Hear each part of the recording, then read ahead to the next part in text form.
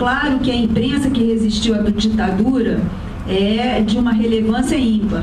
Agora, não concordo que a imprensa tenha deixado de exercitar esse seu papel de fiscalizar, não. Às vezes, inclusive, os ouvintes, os leitores, os próprios telespectadores, têm a impressão de que, meu Deus, como o mundo está horrível, é muito escândalo, é toda semana. Esses escândalos vêm à tona, boa parte, ou a maior parte deles, por intermédio da imprensa. Então, ela está exercendo o seu papel, que é de fiscalizar. De ir atrás do que está mal feito, do que está encoberto. Esse é o papel do jornalismo. Agora, sobre o que se persegue? É claro que assim, isenção, a gente persegue a isenção, a gente persegue a acurácia. Isso não quer dizer que a gente não erre, né? É claro que a gente erra, e quando erra, o mais importante é reconhecer esse erro o mais rapidamente possível, porque seria desleal com os ouvintes que a gente sentasse em cima do erro e fingisse que ele não tivesse acontecido. Agora, não existe assim, se vocês dizem, existe alguém absolutamente imparcial? Ninguém é absolutamente imparcial, porque todo mundo tem a sua formação, as suas crenças. Agora, você ter opiniões formadas sobre as coisas não quer dizer que isso, e o que não pode é o jornalista deixar que essas suas convicções contaminem a apuração dele. Aí sim haverá um conflito de interesse. E é claro, não estou dizendo que é fácil, essa para mim é profissão. Olha, eu tenho 30 anos de jornalismo, eu gosto mais da profissão hoje em dia do que quando eu me formei. Acho que é uma profissão fascinante. Sempre quando eu vou falar com o estudante, eu digo, olha, é a melhor profissão do mundo. Cada dia você pega carona na vida de uma pessoa, olha que coisa maravilhosa. Se você fosse ator, tinha que estudar o papel para encarnar o outro. Como jornalista, não. Um dia você está falando com um político, no outro você está subindo o morro, no outro você está fazendo uma matéria de arte. É tão rico e é uma possibilidade tão grande de aprender que não se esgota nunca. Então você tem que ter, mas você não pode perder de vista isso. Você não pode sair da redação já achando um monte de coisas. Você tem que ter um olhar de estrangeiro de quem está vendo aquilo pela primeira vez. Eu não sou muito partidário dessas palavras isenção, imparcialidade. Eu prefiro a palavra correção. Se você for correto e ético, você vai cumprir as regras básicas de todo jornalista, que é ouvir os dois lados, procurar contextualizar, dar voz a todo mundo, aceitar críticas. Então, em vez de imparcialidade, isenção, que são muito difíceis de serem colocadas em prática, eu acho que o profissional deve se agarrar à tese do correto, a essa palavrinha correto. E com relação à marcha, eu acho uma decisão muito minha, como gerente-chefe da sucursal, de não apoiar, de divulgar muito. Eu coloquei no Twitter da CBN Brasília, porque eu acho que o Brasília deu um exemplo em nível nacional de o início de uma retomada de mobilizações populares apartidárias. Inclusive os organizadores colocaram muito isso, não queremos partidos políticos. E eu acho que a imprensa teve um papel fundamental também para o sucesso da marcha, não só a CBN, porque são bandeiras que estão na mídia eletrônica ou impressa há alguns anos, como o fim do voto secreto e a própria lei da ficha limpa. Eu acho que são bandeiras que uma pessoa correta deve sim abraçar. E só lembrando, vou passar lá a palavra, mas só lembrando, assim, Brasília, gente, os políticos acabaram com o aniversário de 50 anos de Brasília. O povo daqui fica furioso, é claro, com toda razão, porque que paulistas, cariocas, mineiros vão achar que Brasília é o que está acontecendo, entendeu, de escândalo? Acho que é super importante e dá para entender que a força maior desse movimento tenha acontecido aqui. É de bater palmas, a gente apoia mesmo. Eu fiz faculdade em algum momento lá do século passado e a gente estudava, tudo estanque, e ainda os currículos ainda são, né? As pessoas falam assim, mas se eu quiser ser repórter de TV, mas se eu quiser ser do impresso, não é, tudo junto, misturado, cada vez mais, né? Então, como é que você vai se preparar? Lendo muito, você tem que saber escrever, você tem que estar atento. As pessoas hoje em dia na CBN, os repórteres saem com o celular, fotografam, fazem filme, a gente bota no site. Então, esse exercício de que as coisas são muito mais ricas. E isso não é porque o patrão vai explorar, é tudo, como diz um amigo meu, para garantir sua alta empregabilidade. É porque as coisas acontecem, a gente faz isso, né? Cada garotada, o garoto, menino de 18, 19, ele vai postar aquilo no Facebook, vai botar a foto dele. Cada vez mais a gente transporta para a mídia toda essa dinâmica que existe também na vida pessoal das pessoas. E o manual é também o seguinte: como é que se pretende uma rádio para funcionar? Né? Quando essa coisa do compromisso, eu acho que também para os estudantes.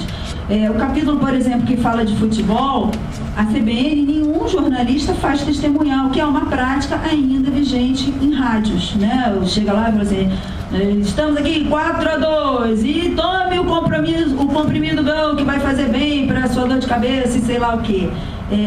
A gente leva isso muito a sério, né? Não misturar os canais. Se você está cobrindo, se você está no papel de jornalista, você não pode estar fazendo propaganda, porque em algum momento isso pode se configurar um conflito de interesse.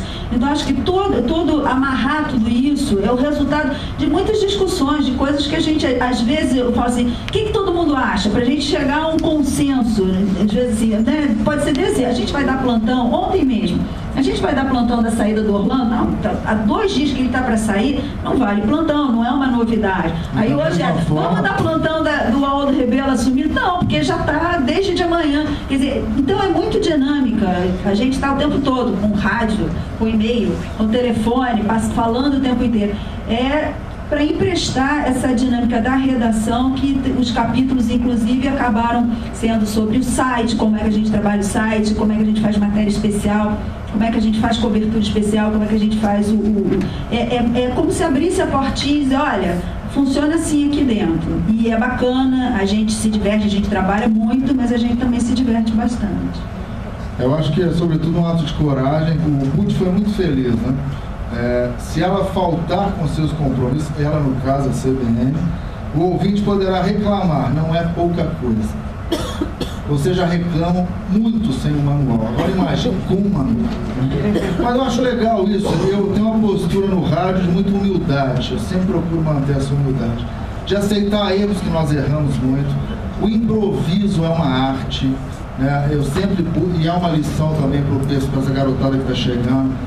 Tem informação, lê muito, tem um texto impecável. Acabar com essa história, de fato, eu vou repetir isso, de que profissional de rádio não precisa ter texto bom. O profissional de rádio talvez seja o que mais precise de texto, porque ele tem que improvisar bem, depois ir para a redação e fechar a matéria. E, sobretudo, eu acho que essa garotada que está vindo para o mercado, ela vai ter muito mais facilidade do que nós estamos tendo, porque nós já estamos no mercado, estamos sendo atropelados pelas inovações tecnológicas.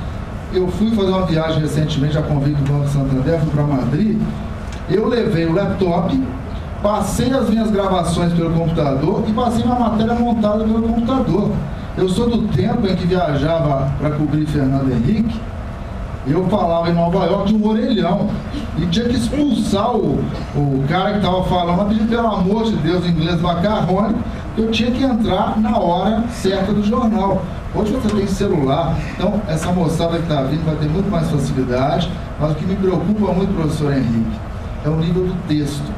Eu acho que é o grande desafio essa moçada vir mais preparada para o mercado com um bom texto. Para isso tem que ter muita leitura. Até porque tecnologia é ótimo, é uma ferramenta a nosso favor. Gente, eu sou mais velha que o Estevam, e a gente escrevia com máquina de escrever. Que coisa mais isso? Quando você escrevia, estava acabando a lauda, aí a ideia aparecia para fazer uma abertura muito melhor. Já estava na hora. Hoje em dia você move o bloco e a sua matéria fica muito melhor. Então, a tecnologia é aliada. Agora, não substitui conteúdo, né? Se você não tiver o que falar, se isso não for bem, não tiver bem escrito, bem explicado, vai se perder. Você tem sempre que ter em mente que se a pessoa está passando para você, está dando de mão beijada para você uma informação, ela tem interesse nessa informação. Ou para prejudicar o outro lado, ou para beneficiar a si própria, ou a legenda a qual ela pertença. Você tem que ter essa visão crítica. Mas a experiência é tudo. Né? Ontem nós tivemos a confirmação de um cara que não ia mentir. De um cara que eu convivo com ele há anos.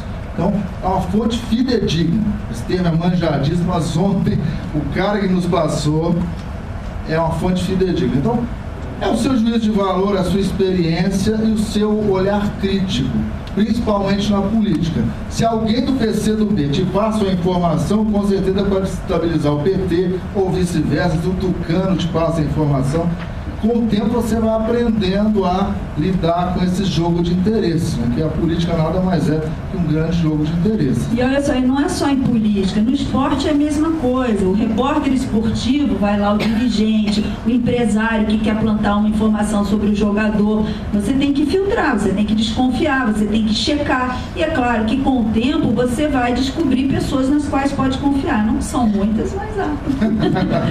Acho que toda equipe tem a dimensão da responsabilidade, por isso o zelo com a apuração, a transparência e a própria responsabilidade antes de irmos ao ar.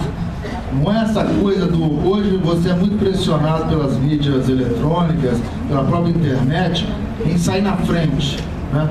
Eu dei antes que a outra rádio, ou entrei antes que a agência Globo.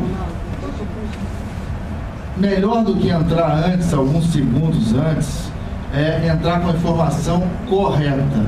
E se errarmos como erramos, a determinação é ter a humildade e o respeito com o ouvinte para falar: erramos sim, pedimos desculpas, a informação correta é essa. Eu acho que isso, essa humildade, essa transparência acabam gerando essa credibilidade. E a internet fica toda, eu chamo assim, o pessoal com o dedo nervoso.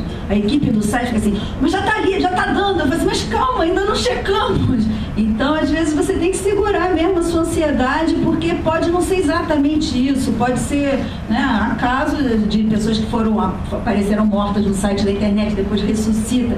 É complicado, né? E no site, no rádio, aquilo ali foi. Já teve um monte de gente, a audiência no rádio, ela vai mudando ao longo do dia. Então você ouviu, entrou num túnel, saiu, achou que a pessoa morreu, já saiu passando adiante, que nem o professor, segundo a CBN, aconteceu tal coisa. Aí se você não retificar muito rapidamente, aquilo se propaga. Na prática, embora hoje em dia o nosso estágio seja aberto para qualquer estudante, a gente acaba selecionando estudantes de jornalismo. Eventualmente até acaba passando um ou outro, mas na dinâmica acaba ficando jornalismo. Porque os bons cursos, acho que a não obrigatoriedade do diploma, ela não é ruim para os bons cursos. Talvez possa ser impactante porque dá a impressão de que o mercado enxugou. Agora, o jornalismo, como qualquer outra atividade, você precisa dominar uma série de ferramentas, né? Se você vai para a rua, você não pode ser uma testemunha incauta que tem um treinamento, você tem que entrevistar, você chegou num crime, ou num acidente, você tem que entrevistar as pessoas envolvidas, você tem que entrevistar a autoridade policial. Tudo isso é uma técnica que se aprende em boas escolas.